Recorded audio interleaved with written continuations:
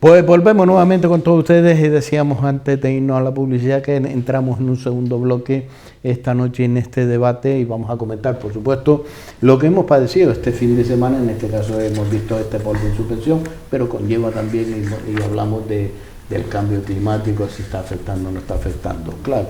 Y después hablamos sobre todo y decimos, oiga, el cambio climático del mundo rural ayudaría a que el cambio climático conlleva y todo este entresijo. Algo tendremos que hacer, por lo menos. Bueno, seguramente que sí. Bueno, yo, que no es que sea más viejo que ustedes, pero sí es verdad que nací antes, recuerdo muchas épocas en las que teníamos este tipo de tiempo, ¿no? El tiempo del sur, cuando venía la tierra, que decía la gente del campo, es que viene porque se están revolcando mucho los camellos en el desierto del Sahara, ¿no? Recuerdo esas cosas que se decían un poco en chota, ¿no? Y venía ese polvo, pero yo recuerdo más que nada en los veranos, pero eran 2-3 días máximo. Esta vez estuvieron 4 o 5 días y yo nunca había visto. Bueno, de hecho es que el aeropuerto de Gran Canaria se cerró ya una vez por esto también, una vez. Pero yo creo que otra vez se cerró también porque había un temporal de agua y viento y hubo que cerrar unas horas, pero el aeropuerto de Gran Canaria nunca está cerrado un día como hasta ahora, nunca, 2 veces, en una semana. Y es cierto, es verdad que la verdad que la calima que había era impresionante y esto, yo cuando había estudiado esto afecta una barbaridad a las personas que tienen problemas respiratorios y problemas de algunas cuestiones, que esto le afecta mucho. Pues sin embargo parece ser que no, porque o los médicos han sido muy buenos por ahí en todos los centros de salud y en los hospitales, porque parece ser que por lo que yo he oído no ha afectado tanto. Seguro que esto bueno no es ni para las plantas, porque hasta las plantas se lo sufren, ¿no? Y esto, el cambio climático, puede ser, influir en el cambio climático, aunque yo siempre he dicho, no todo lo que estamos viendo es el cambio climático. Yo entiendo de que son ciclos en el tiempo que hay, además de lo del cambio climático. Que sí, algo hay con respecto al cambio climático. Pero ¿qué estamos haciendo por el cambio climático? Tanto que se habla en todos los programas electorales de todos los gobiernos, tanto central como regionales, como insulares, como municipales, todos los partidos llevan luchar con el cambio climático. ¿Y qué han hecho? ¿Y qué se hace? ¿Y qué se está haciendo?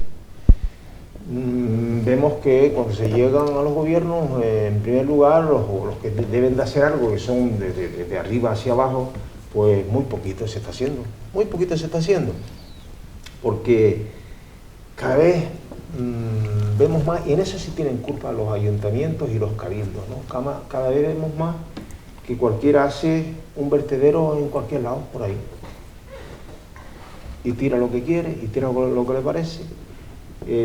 No se lucha, y además no solamente se lucha, sino por parte de los ayuntamientos y el cabildo un plan de choque para recoger todos esos escombros que están tirados por aquí, por donde quiera que vamos, esos escombros y esas cosas. Eso también afecta a lo del cambio climático, también al medio ambiente. Y crear algunas ordenanzas que castiguen severamente a todos estos desaprensivos que cuando tienen que tirar algo lo tiran cualquier lado. Y tiran cualquier cosa, como si son baterías, como si son pilas, que eso es lo que afecta, como si son cubiertas de coche, como si son colchones. Eso es terriblemente malo para el medio ambiente y obviamente también para lo del cambio climático. Y con respecto a la parte rural que comentabas, ¿no? También recordamos aquellas campañas electorales por un partido político determinado más que otro, por la España vacía. ¿Qué han hecho? Ya llevan unos cuantos meses. No he visto ninguna actuación que se haya tomado por el tema de la de España vacía. Por el tema de darle de alguna manera continuidad a estos pueblos que habían y que se han tenido que desplazar por algunas cuestiones, no solamente por la mano de obra, sino también por los servicios, que no tenían servicios de ningún tipo en estos sitios. Y yo considero que si los campos estuvieran más poblados y hubiese más gente, tuviese más cuidado en todos los sentidos. Pongamos, por ejemplo, lo de los incendios. Estos incendios antes no existían, no había incendios tan grandes incendios. Es posible también que hubiese menos pirómanos, como los hay, desgraciadamente hay estos locos que pegan fuego y hay que perseguirlos. Y yo considero que si se trabaja profundamente a todos estos elementos dañinos para nuestros campos, los cogerían, ¿no? Porque no se actúa al revés, se impide actuar a la gente del campo en la limpieza de los campos. Esto también afecta al cambio climático, al medio ambiente, parece que no. Por lo tanto, yo pregunto, ¿qué se está haciendo con los gobiernos en cuanto a lo de cambio climático? Decirlo en los papeles y cuando se habla y se hace discurso queda muy bien, pero hacer qué se está haciendo, yo considero que casi nada. Don José Luis Macías. Bueno, proteger nuestro entorno rural, nuestros campos, nuestro sector primario, es determinante no solamente para el futuro de nuestra sociedad, no solamente en el Estado español, sino sobre todo en Canarias, sino también para cumplir con los objetivos de desarrollo sostenible, o lo que también se conoce como la Agenda 2030, que ya hemos entrado, estaba la Agenda 2020, ya hemos entrado en la era de la Agenda 2030. Vamos a ver, no solamente se protege el campo con limpiar los rastrojos, con cultivar, con procurar mayores inversiones de gobierno, el campo se protege desde primero la concienciación política, para aplicar una justicia social, pero sobre todo una justicia territorial que permita invertir lo suficiente en nuestro sector primario, en nuestra soberanía alimentaria, eso es lo primero. Y lo segundo, con la concienciación social, independientemente después de otras circunstancias como son los incendios forestales, que además tiene otras connotaciones, después hablaremos un poco de eso, pero tiene otras connotaciones que agravan la situación. Vamos a ver. Nosotros aquí, este fin de semana, parece que hemos vivido una odisea. Hay quien lo puede considerar como las 4 o 5 maldiciones de aquellos que son, o aquellas que son más creyentes.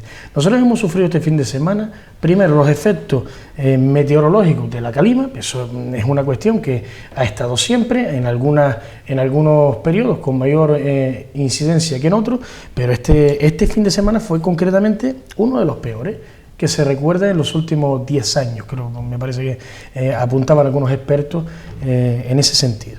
Por varias razones, por la intensidad y por la alta concentración en un periodo de tiempo reducido. Fueron 3 días, pero menudos 3 días. 3.500 partículas por metro cúbico. Porque el domingo fue de los peores. 200. Fue de los peores. Inclusive con alguna langostilla dando vueltas por nuestro espacio aéreo. Cuando no recuerdo con exactitud la última, pero aquí hubo una plaga, no creo que haga más de 10 años, una plaga bastante considerable, sí, con muchísima cantidad. Entonces, eso por una parte va a estar siempre, pero la otra cuestión, la cuestión, por ejemplo, de los incendios forestales, es una cuestión que no va a estar siempre si se combate, y se combate desde muchas perspectivas. La primera, procurando presupuestos que permitan a la sociedad, a nuestros vecinos, desarrollar el campo. No estamos hablando solamente del que tiene ahora mismo un cultivo, que le paguen lo justo por lo que produce. Eso es una de las medidas. Estamos hablando de que la gente quiera cultivar el campo, pero para eso evidentemente, con todo el respeto del mundo, es imposible intentar estar a la europea con sistemas de Mozambique. Perdónenme la comparativa, sin ánimo de ofender a nadie. Lo que pretendemos decir con esto es que necesitamos modernizar nuestro campo.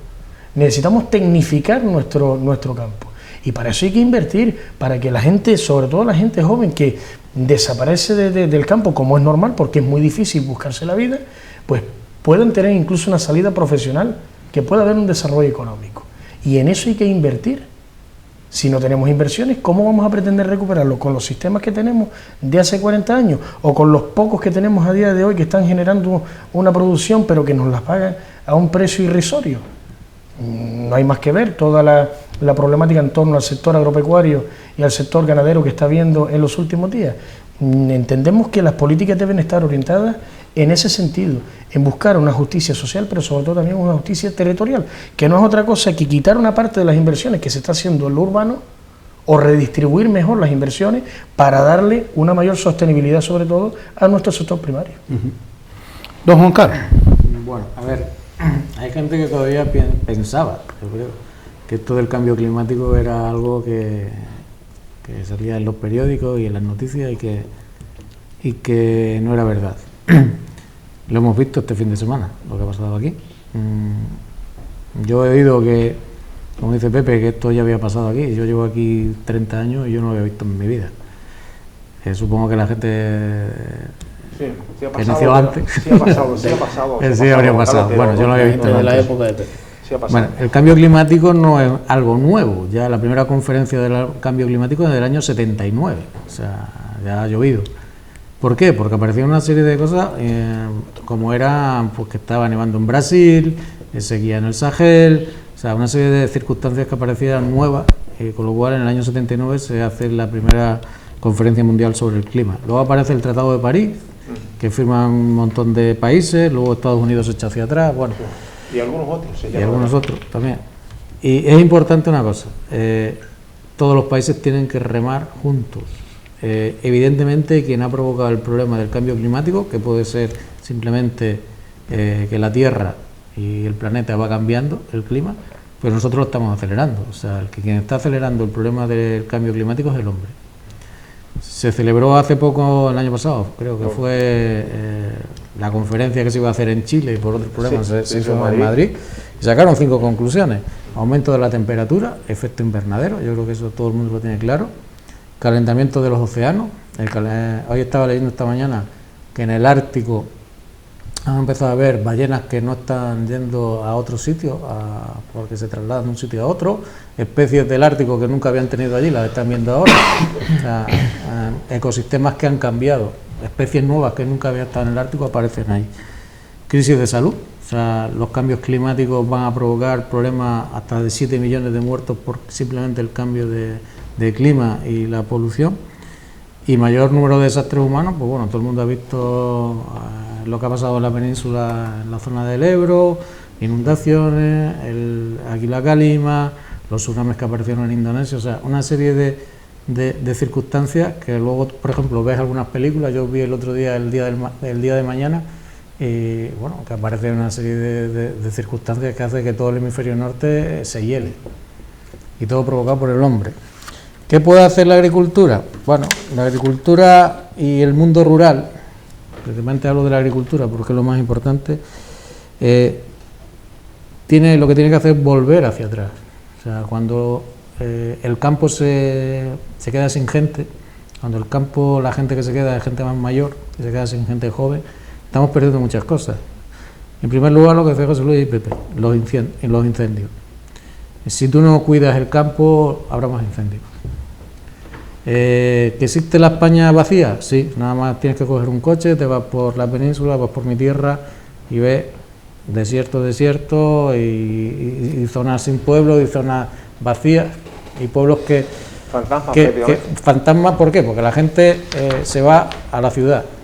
Entonces, ¿por qué? Porque hay trabajo, hay más servicios. Tú no tienes servicio, pues no tienes un hospital, no tienes carretera, no tienes nada y te marchas. Y evidentemente la gente joven va ahí. ¿Qué tenemos que hacer? Darle la oportunidad a los jóvenes que vuelvan al campo, y a la gente que está en el campo que vuelvan a ayudar, no solamente a la gente del campo, también a la gente de la ciudad, a evitar, por ejemplo, el efecto invernadero. Yo creo que hay, tanto lo que decía Pepe, los municipios, los cabildos, el gobierno estatal, los gobiernos autónomos, tienen que tomar ese tipo de decisiones sobre qué hacerlo rápido ya, ¿vale? Hacerlo cuanto antes mejor, dar una serie de circunstancias para mejorar eso. ¿Qué se puede hacer?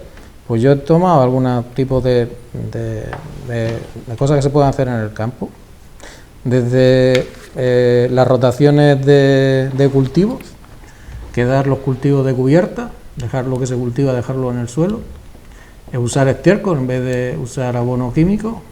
¿Todo eso qué hace? Pues provocar disminución del CO2 a nivel atmosférico. Dice la FAO que las explotaciones agrarias orgánicas, o sea, sin productos químicos, la emisión de CO2 por hectárea son entre un 48 y un 66% menos que las convencionales. O sea, simplemente el volver a la agricultura anterior, simplemente con eso vamos a disminuir la producción de CO2 en el campo. Pero para eso tiene que estar el campo con gente. Si no, tampoco, si hacemos mucho en el campo y en la ciudad no se hace nada, pues tampoco. Si nosotros no tenemos, yo voy a trabajar y cada uno va en su coche y venga gasolina y venga echar, al final hagamos igual. con lo cual tenemos que hacerlo todos juntos, porque si no, no vamos a estropear una cosa que es muy bonita, que es la casa de todos, que se llama la tierra. Entonces nos la vamos a cargar. Nosotros no lo veremos, pero las generaciones futuras sí. Pues bonito herencia que le estamos dando. Vamos a dejar una herencia muy buena. Sí. Al futuro. Sí. Respecto a la calima, yo por curiosidad, como no lo había visto nunca jamás, como este fin de semana, me estaba preguntando por qué. Entonces, yo no sé por si los alisios han cambiado. No lo sé. No, los alisios, lo que pasa es que cuando el tiempo viene del sur, tapona los alisios. Aquí la gran ventaja que tenemos en Canarias y de una manera muy singular en Gran Canaria es los alisios.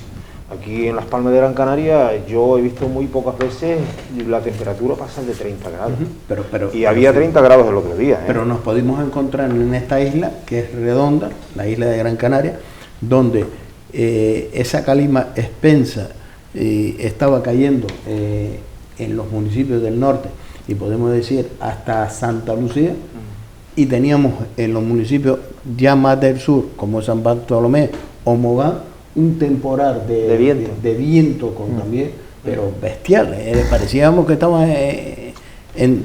Claro, era otro tiempo contrapuesto y posiblemente habría menos calima donde hacía viento. Hablábamos antes del tema de la calima. La calima, cuando José Luis comentaba del tema de las langostas, de las plagas de langostas, eso era ya, diríamos que un tiempo más, o sea, un temporal más profundo dentro de África, desde Mali para acá, todo eso, ahí es donde hay muchas langostas. Pero me da la impresión, porque sí es verdad que había algunas langostas por ahí volando, muy poquitas, ¿no? Porque nadie se imagina el daño tan grande que hacen las langostas, ¿eh? Es que nadie se lo imagina. Y yo viví una plaga de langostas en los últimos años 50, que yo recuerdo que mi padre tenía los cercados plantados de papa y se lo dejaron como está el piso. En un día, se las comieron todas. Y ahora me da la impresión que este temporal estaba un poco más hacia el norte, o sea, más hacia Marruecos, más al desierto del Sáhara, que ahí no hay tanta cigarra, y por lo tanto no llegó aquí tanta cigarra, era más cerca, y por eso posiblemente también sería más intensa en la calima. Pero yo he visto muchas veces, yo decenas de veces he visto yo la calima aquí 2-3 días, pero da la casualidad que en los meses de verano, que ahí sí que hace calor, ahí yo he visto antes de la temperatura a 35 grados por lo menos, cuando ese tiempo, el siroco que llamamos, unos siropos que vienen de África, una calima, y el aire que quema, porque claro, te tapa los alisios más fuerte, ¿no? Cuando yo siempre lo primero que hago es mirar para el norte a ver si veo la panza de burro, ¿no? Cuando tengamos panza de burro ya estamos garantizados, porque ahí los sopla los alisios y lo deja en un clima aquí extraordinario como el que tenemos en Las Palmas de Gran Canaria, en toda esta zona, ¿no? Bueno, todo se agrava, como decía el compañero, bueno, como han dicho los dos compañeros, todo se agrava por la acción del ser humano. El ser humano, en muchos casos, le cuesta más prevenir que curar posteriormente. Es decir, hay cuestiones como lo del efecto invernadero, que no se viene hablando de ahora, sino de hace décadas. Creo recordar también que había por ahí otro documento, el famoso protocolo de Kioto, me parece que era. Sí. Lo que no recuerdo exactamente el año, que ya empezaba a dar indicadores sobre cómo ir tratando ciertas cosas, que fue de ese protocolo, de donde emanó después la supresión del CFC, en los aerosoles, en los desodorantes, en los ambientadores de los baños y demás, cuando empezó ya después sin CFC, que lo ponía incluso en las etiquetas. Entonces, todo lo que el ser humano no consiga prever a tiempo, se convertirá en un problema en futuro, pero no le quepa a nadie la menor duda. Por tanto, las políticas deben estar orientadas también en ese sentido a destinar recursos a paliar este tipo de consecuencias. En el caso, por ejemplo, hablábamos de desarrollo rural. En el caso de desarrollo rural, ¿qué importancia puede tener, por ejemplo, para prevenir los incendios forestales? Nosotros ahora, porque hemos sufrido en un corto espacio de tiempo también la incidencia de incendios forestales, grandes incendios forestales. El último fue devastador. El último casi, bueno, yo digo gracias a Dios, pero para mí los dioses fueron quienes estuvieron al pie del cañón durante semanas, porque un poco más ya acaban con nuestra isla. Bien, el último incluso afectó a 300 hectáreas, pero una de las partes afectadas es Inagua. A nosotros nos quedamos sin Inagua y al carajo el invento. Inagua supone una de las mayores riquezas naturales que tenemos en nuestra isla. Entonces, ¿cómo puede incidir de una forma positiva el desarrollo del campo? Por ejemplo, todo el campo que esté desarrollado, que esté cultivado, será mucho más fácil de contener los incendios. Segundo, yo no sé si ustedes recuerdan cuando en Galicia, por ejemplo, fueron pues más de 150 incendios en un espacio de 2-3 años, me parece que fue. Ahí se empezaron a aplicar políticas de cortafuegos, aprender a hacer cortafuegos en el campo. Se me quema una parte, pero la otra está aislada y no se me quema la otra, y no me deriva Es verdad que después influyen muchos factores, influye el viento, la temperatura, en el caso nuestro la orografía, que acceder a algunos sitios es muy complicado, por no decir imposible. En el caso del último incendio forestal, pues no sino el anterior que tuvimos hace unos 3-4 meses, me parece 4 meses. La imposibilidad de llegar al sitio para poder atacar con efectividad los focos era complicada porque no se garantizaba que los medios pudieran retornar para salir, y por tanto se ponía tanto los medios como los efectivos en peligro, etcétera, etcétera. Eso es verdad que juega un papel determinante después, pero hacer cortafuegos, promover que se desarrolle nuestro campo, además de eso, los pocos envases o las pocas capacidades que tengamos de acumular agua, tenemos que fortalecerlas, cada gota de agua que caiga en esta isla tiene que recogerse y almacenarse. Nosotros vemos un montón de agua que se pierde por nuestros barrancos cuando escasamente llueve en Canarias, porque cada vez para colmo llueve menos. Esa es otra consecuencia de no tener el campo desarrollado, que cada vez llueve menos, y por tanto se aumenta y se acelera la desertificación.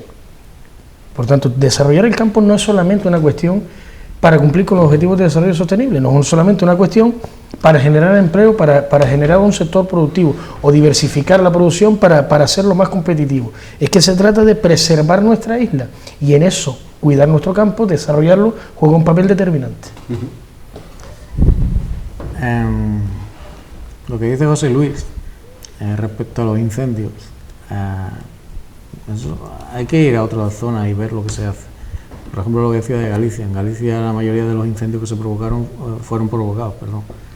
Yo he visto en mi tierra, en Extremadura, incendios. La zona donde yo soy es muy montañoso también, mucho pino, y había un montón de incendios, provocados y no provocados, la mayoría no provocados. ¿Cómo se ha atajado eso y ahora tú ves que no hay ningún tipo de incendio?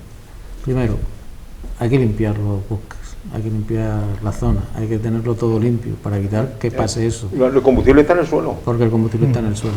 Segundo, una zona específica entre Cáceres y Salamanca es de pinar, similar a la de aquí. Cuando se produce un incendio por las copas, ¿cómo va saltando el fuego? Ahí lo que se han hecho son cortafuegos de 8 o 10 metros, con lo cual es imposible que pase de una zona a otra. Hombre, queda feo a nivel de estética, porque tú ves que, por ejemplo, la montaña está cortada, ahí, 8 o 10 metros, pero sabes que lo que está va a estar y que no se va a estropear. Pero lo más importante es limpiar los montes, limpiar la zona y el cultivo. Eso evita. Si el campo tuviera gente, yo creo que la mitad de los incendios no aparecerían. Respecto a lo de la calima, porque a mí me resultó tan extraño, claro, 2 días metidos en casa, pues te da tiempo a leer mucho, pues estuve mirando cómo afecta el cambio climático a Canarias, porque es lo que quiero saber, porque yo vivo aquí. Entonces, subirá la temperatura en verano, entre 2-3 grados, y subirá en invierno unos 2 grados, con lo cual, lo que dice Pepe, los veranos van a ser más calurosos, y los inviernos también. A largo plazo hay gente que dice que incluso vamos a perder por el problema del agua del mar playa, o sea, se van a retraer hasta 15 metros. Nosotros vivimos de eso, del turismo. Efectivamente, que es otro de los temas que también tenemos sobre la mesa, esta subida que hay del turismo, pero el cuidado del territorio va bajando. Sí, mira, yo vuelvo otra vez a incidir en lo que digo. Todo el mundo, cuando se presentan unas elecciones, y yo digo de todos los partidos, no estoy hablando de uno determinado ni mucho menos, escuchas la palabra, tenemos que diversificar nuestro Producto Interior Bruto.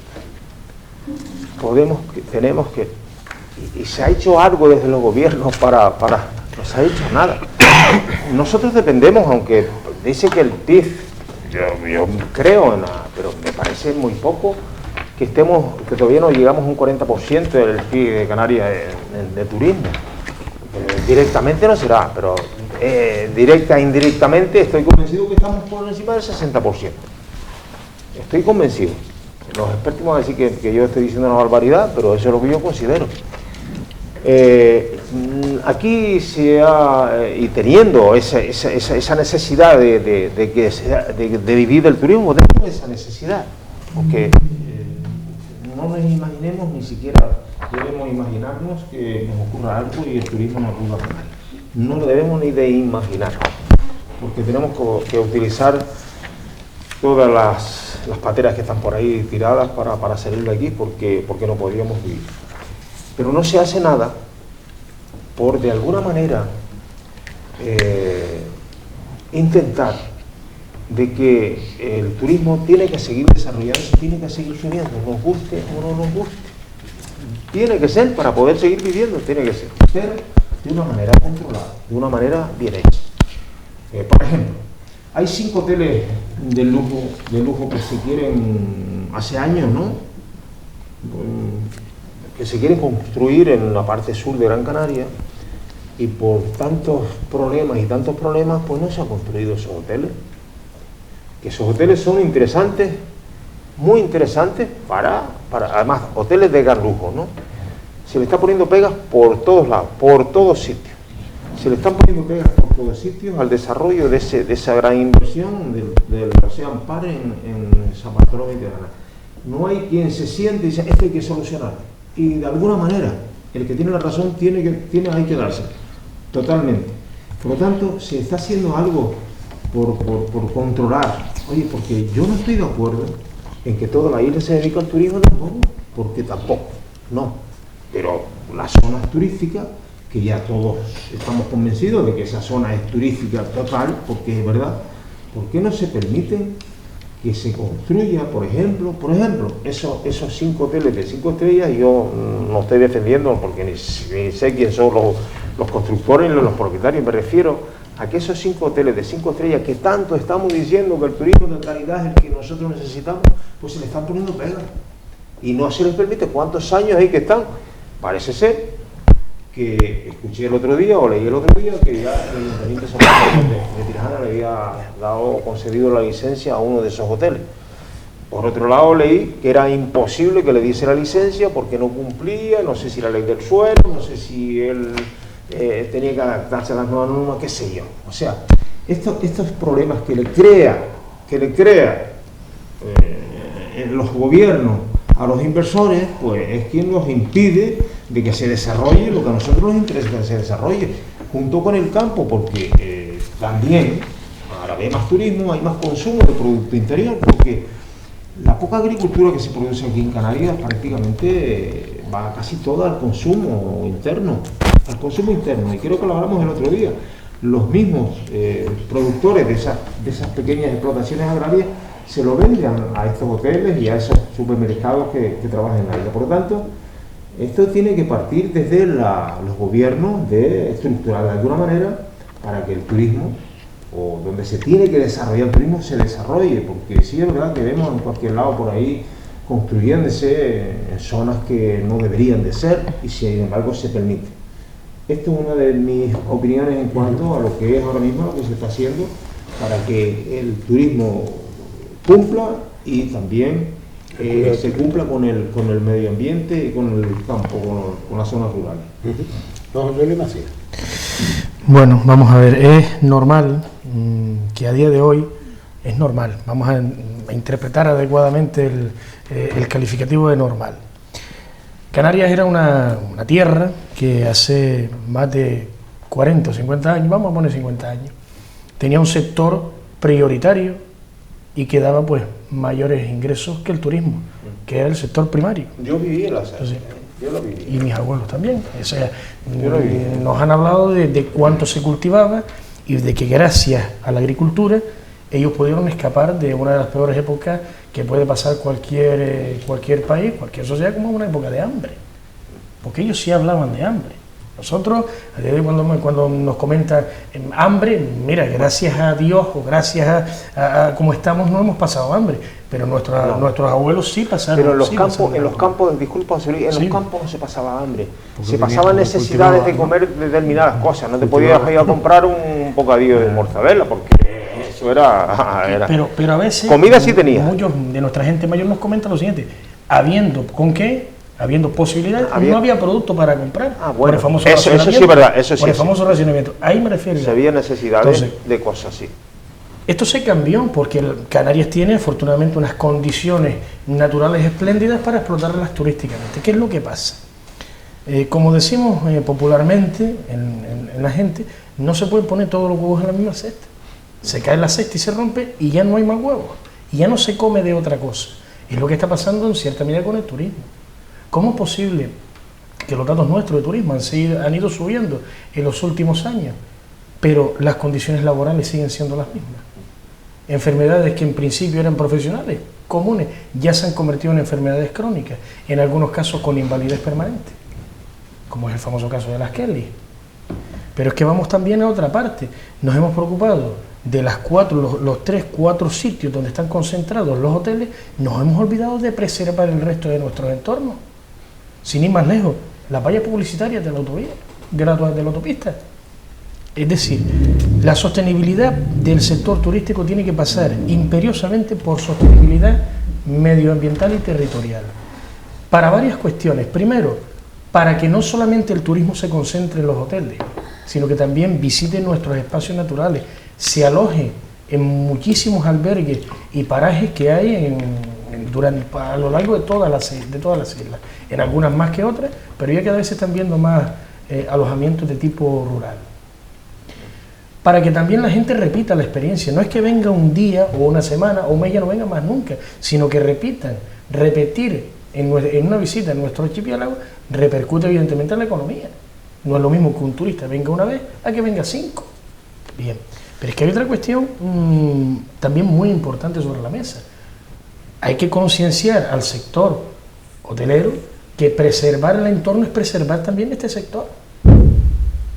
Se implantó una tasa turística, estaba por ahí todavía discutiéndose su efectividad, cuando esa tasa turística va íntegramente a la mejora de infraestructuras destinadas al turismo. No estamos hablando solamente de plazas, estamos hablando de paradores, estamos hablando de los miradores, de entornos, de senderos. Habilitar senderos está muy de moda últimamente, deportes en el campo, el trekking, todo lo que es el senderismo, escalada, eso está últimamente en auge. Por tanto, sí hay que potenciarlo, porque hay incluso un turismo que viene exclusivamente a la práctica deportiva, no a la práctica ni siquiera de ocio, sino, bueno, ese es su ocio, practicar deporte. Entonces tenemos que cuidar todo este tipo de cosas, y eso pasa inexcusablemente por embellecer nuestro entorno y nuestra isla, luchar por un turismo más sostenible, por la implantación de políticas de sostenibilidad medioambiental y energética, diversificar también en las economías, no solamente para que gane el del hotel, que gane el del hotel, que gane el de la esquina, que gane la que tiene una pequeña casa rural, en la proporción de la infraestructura que maneja, evidentemente. Pero tenemos que apostar por una sostenibilidad.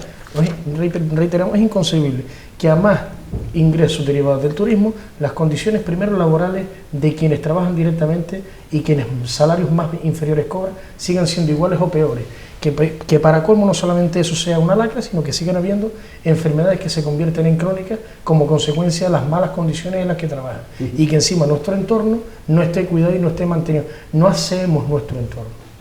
Efectivamente. Don Juan Carlos. Nosotros vivimos del turismo, es evidente.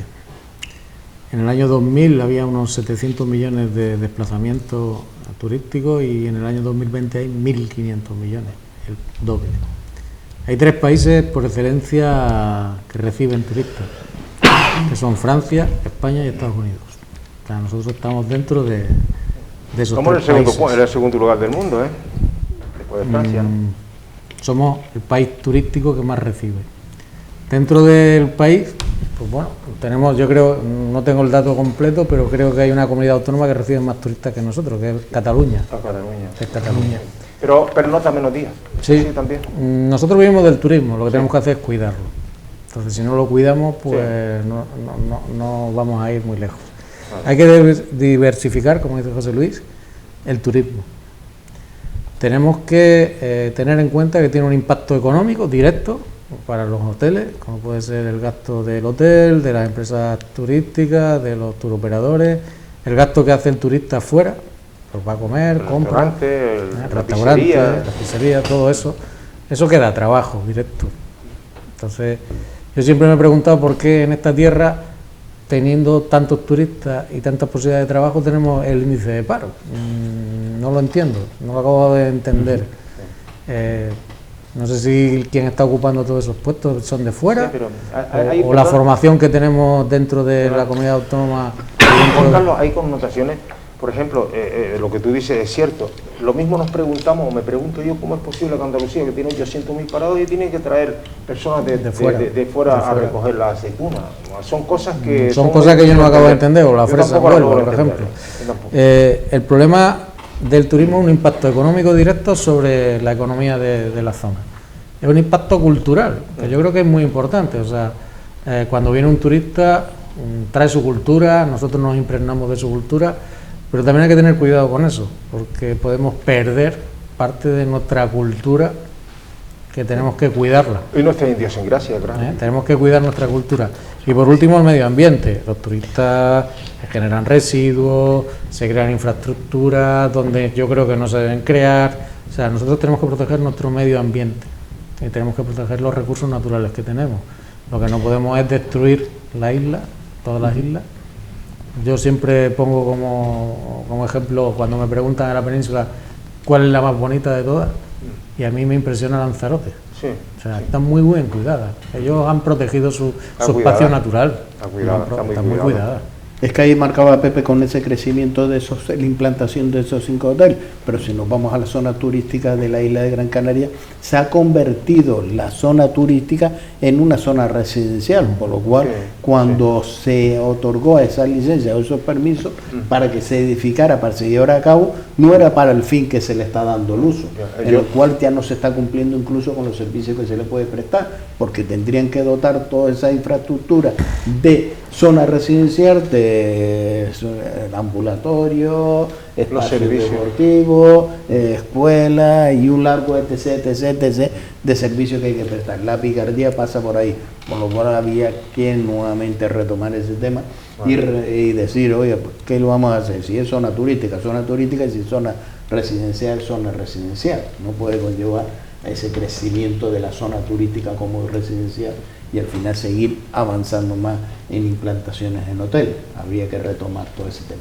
Y nos quedan, me parece que son 10 minutos de programa y no me gustaría dejar, pues se nos han preparado ese tema, en este caso también algo que también es importante, porque al tener la visita al turismo, al tener información como hemos tocado, pues hablamos también de las tecnologías. En este caso España va por detrás de la cuarta revolución de la tecnológica. Como casi hablamos de la 5G. Como casi siempre, Paco. Aquí recuerdo yo que hasta el año 70 y algo no vimos nosotros el segundo canal de televisión.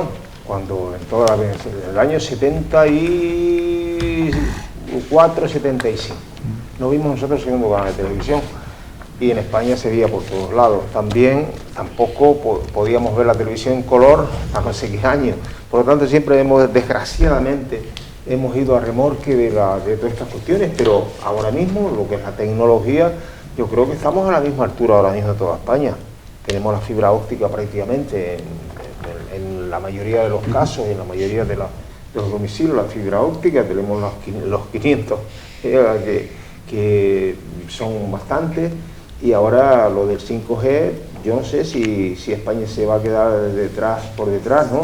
Yo sé que ha sido un palo fuerte, algo se comentó aquí, comentó José Luis en el congreso del móvil en Cataluña, que eso también posiblemente haya afectado un montón al desarrollo de estos elementos en el próximo futuro, ¿no?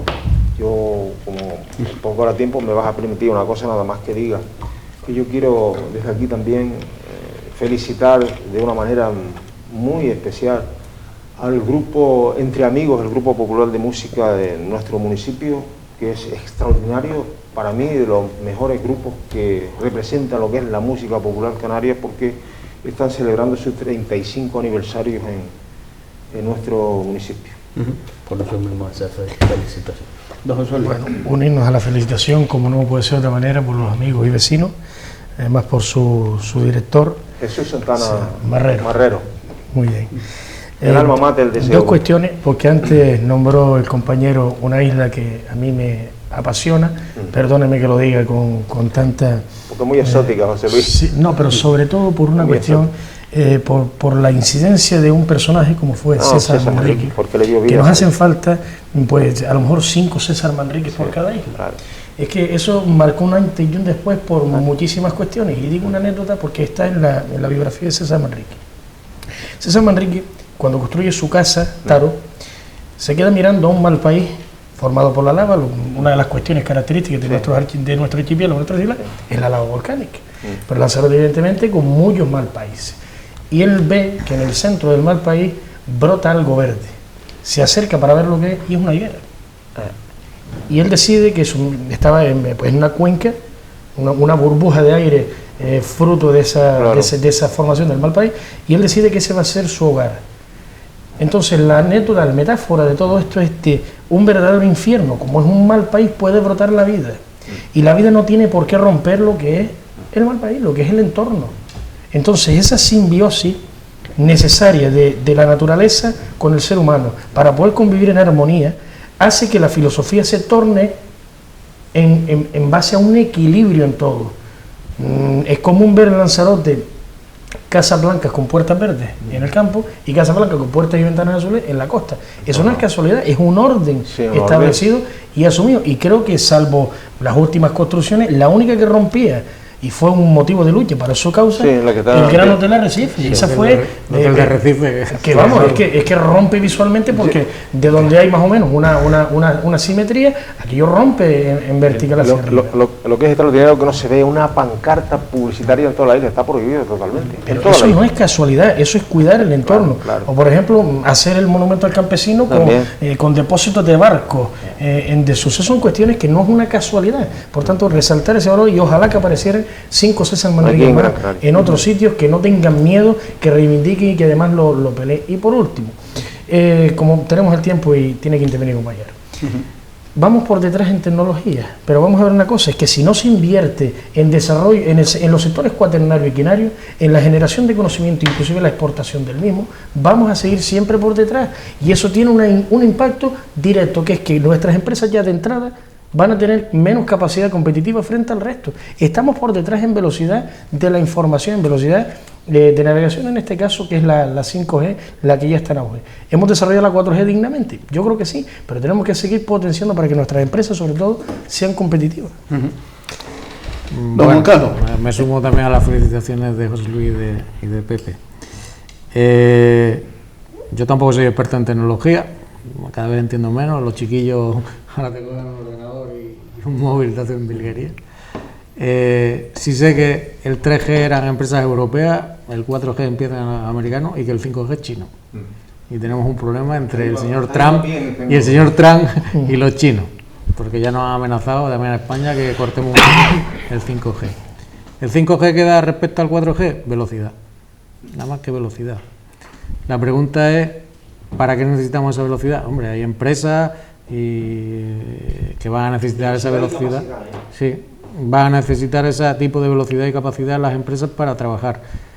Otra pregunta, ¿necesito esa velocidad en un móvil para descargarme un vídeo, para descargarme una película? Bueno, te la puedes descargar en 2 segundos o en 2 minutos. Entonces no sé si esa necesidad que se va a crear va a ser solamente para esas empresas. El móvil en Barcelona pues ha supuesto un problema.